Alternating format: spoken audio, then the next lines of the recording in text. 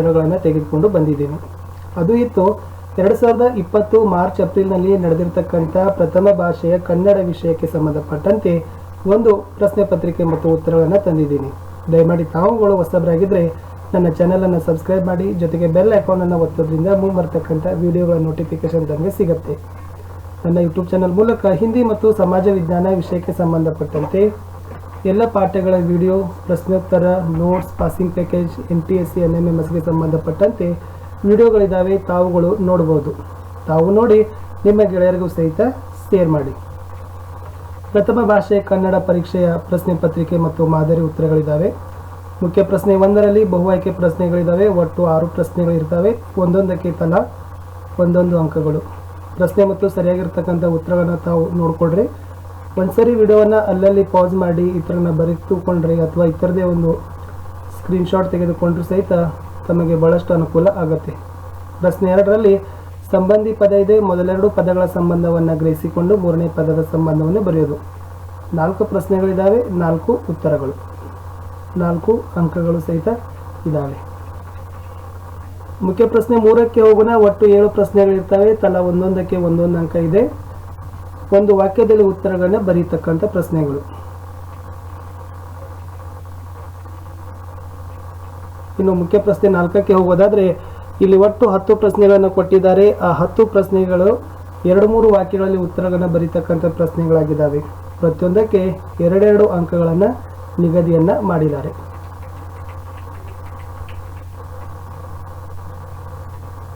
ಪ್ರಶ್ನೆ ಸಂಖ್ಯೆ 19.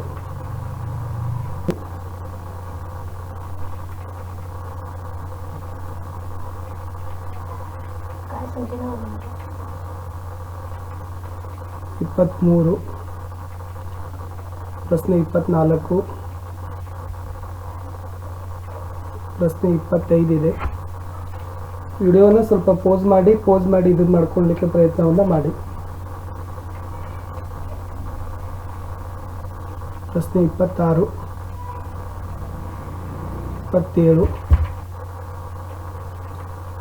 ಮುಂದಿನ ಪ್ರಶ್ನೆಗೆ ಹೋಗೋಣ. ಪ್ರಶ್ನೆ ಸಂಖ್ಯೆ 5ರಲ್ಲಿ ಕವಿ ಸಾಹಿತಿಗಳಿಗೆ ತಕ್ಕಂತೆ ಒಂದು ಏನ್ ಮಾಡಿದಾರಪ್ಪ ಅಂದ್ರೆ ಲೇಖಕರ ಪರಿಚಯವನ್ನು ತಾವೇನ್ ಮಾಡಬೇಕು, ಬರಿಬೇಕು.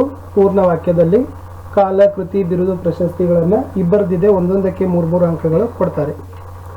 AN ಮೂರ್ತಿರಾವ್ ಅವರ ಪರಿಚಯವನ್ನು ಬರಿಬೇಕು. ಇದು AN ಮೂರ್ತಿರಾವ್ ಅವರ ಪರಿಚಯ ಇತ್ತು.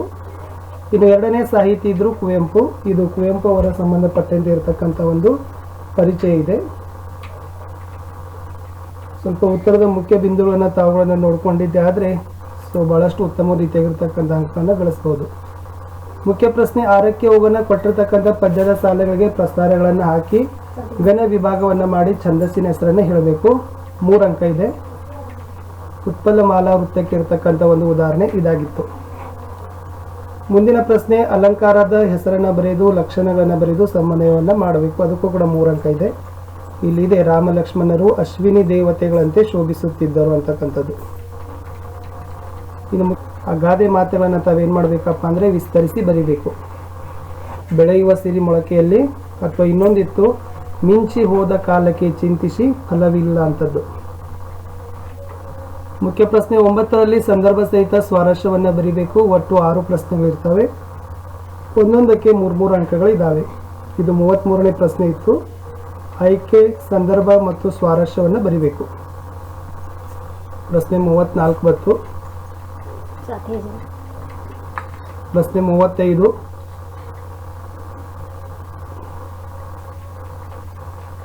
ಆಯ್ಕೆ, ಸಂದರ್ಭ, ಸ್ವಾರಸ್ಯ. ಪ್ರಶ್ನೆ 36 ವಸಂತವಾಗುತ್ತಾ ಮುಟ್ಟೋನವರಿಗೆ. ಪ್ರಶ್ನೆ 37 ತೇಲಿಸಿ ಮುಳುಗಿಸಿ ಖಂಡ ಖಂಡಗಳ ಅಂತಕ್ಕಂಥದ್ದು ಪದ್ಯದ ಹಕ್ಕಿದ ಹಾರಿತ್ತಿದೆ ನೋಡಿದಿರ ಅಂತಕ್ಕಂಥ ಪದ್ಯದ ಸಾಲಿತ್ತದು. ಪ್ರಶ್ನೆ 38.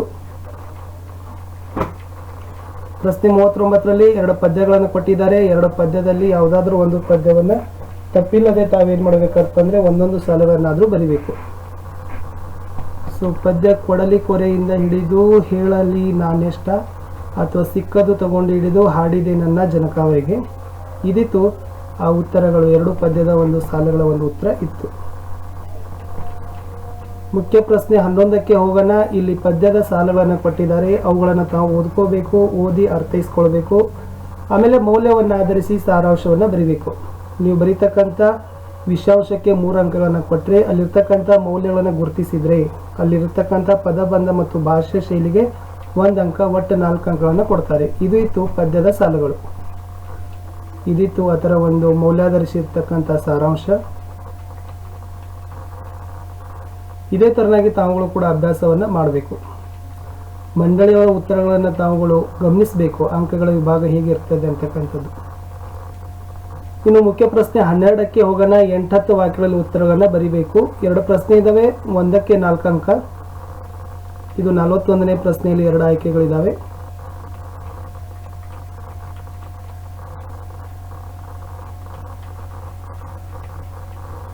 ತುಂಬ ದೀರ್ಘವಾಗಿರ್ತಕ್ಕಂಥ ಉತ್ತರ ಪ್ರಶ್ನೆಗಳಿರ್ತವೆ. ಎಲ್ಲ ವಿಷಯಾಂಶಗಳನ್ನು ತಾವು ವಿವರವಾಗಿ ಬರೆದ್ರೇ 4 ಅಂಕಗಳು ಏನು ಮಾಡ್ತಾರಪ್ಪ ಅಂದರೆ ತಮಗೆ ಕೊಡ್ತಾರೆ. 42ನೇ ಪ್ರಶ್ನೆನೂ ಬಂತು. ಆಯ್ಕೆಗಳಿರ್ತವೆ, ಆಪ್ಷನ್ಸ್ ಇರ್ತವೆ. 2ರಲ್ಲಿ ಯಾವುದಾದ್ರೂ ತಾವು ಒಂದನ್ನು ಬರೀತಕ್ಕಂಥದ್ದು. ಇಲ್ಲಿ 2 ಪ್ರಶ್ನೆ ಉತ್ತರಗಳನ್ನು ಸಹಿತ ತಮಗೆ ಏನು ಮಾಡಿದಾರಪ್ಪ ಅಂದರೆ ಕೊಟ್ಟಿದ್ದಾರೆ. ಆ ಮಾದರಿಯನ್ನು ಗಮನದಲ್ಲಿಟ್ಕೊಂಡು ತಾವೇನು ಮಾಡಬೇಕು, ಬರೀಬೇಕು. ಮುಖ್ಯ ಪ್ರಶ್ನೆ 13ಕ್ಕೆ ಹೋಗೋಣ. ಇಲ್ಲಿ ಒಂದು ಗದ್ಯ ಭಾಗವನ್ನು ಕೊಟ್ಟಿದ್ದಾರೆ. ಆ ಗದ್ಯ ಭಾಗವನ್ನು ಓದಬೇಕು. ಓದಿ ಅಲ್ಲಿ 2 ಪ್ರಶ್ನೆಗಳು ಇರ್ತವೆ. 2 ಪ್ರಶ್ನೆಗಳಿಗೆ ಉತ್ತರಗಳನ್ನು ಬರೀಬೇಕು. ಒಂದೊಂದಕ್ಕೆ 2 ಅಂಕಗಳು ಏನು ಮಾಡ್ತಾರಪ್ಪ ಅಂದ್ರೆ ಕೊಟ್ಟಿರ್ತಾರೆ. ಇದು ಗದ್ಯ ಭಾಗ ಇತ್ತು. ಈ ಗದ್ಯ ಭಾಗಕ್ಕೆ ಸಂಬಂಧಪಟ್ಟಂತೆ ಪ್ರಶ್ನೆ ಇತ್ತು, ಅ ಮತ್ತು ಬ. ಆ 2 ಪ್ರಶ್ನೆಗಳ ಉತ್ತರಗಳು ಇಲ್ಲಿದ್ದಾವೆ, ಮಾದರಿ ಉತ್ತರಗಳು, ಅ ಮತ್ತು ಬ ಪ್ರಶ್ನೆಯ ಭಾಗದ್ದು. ಮುಂದೆ ಹೋಗೋಣ. ಪ್ರಶ್ನೆ ಸಂಖ್ಯೆ 14ರಲ್ಲಿ ಪತ್ರ ಲೇಖನವನ್ನು ಬರೀತಕ್ಕಂಥದ್ದು. 5 ಅಂಕ ಇದೆ.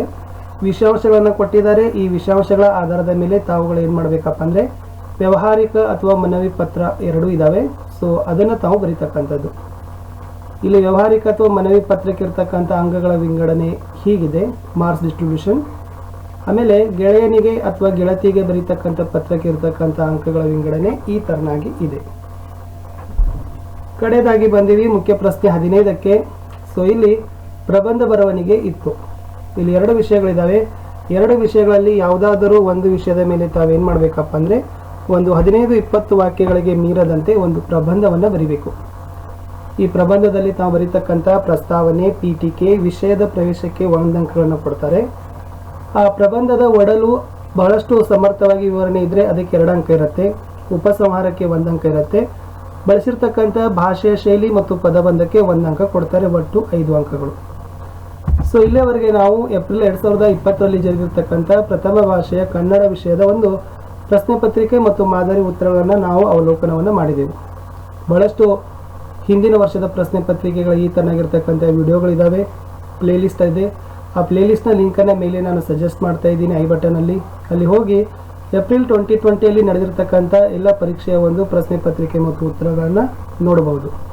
ಸಿಗುವ ಇನ್ನೊಂದು ಹೊಸ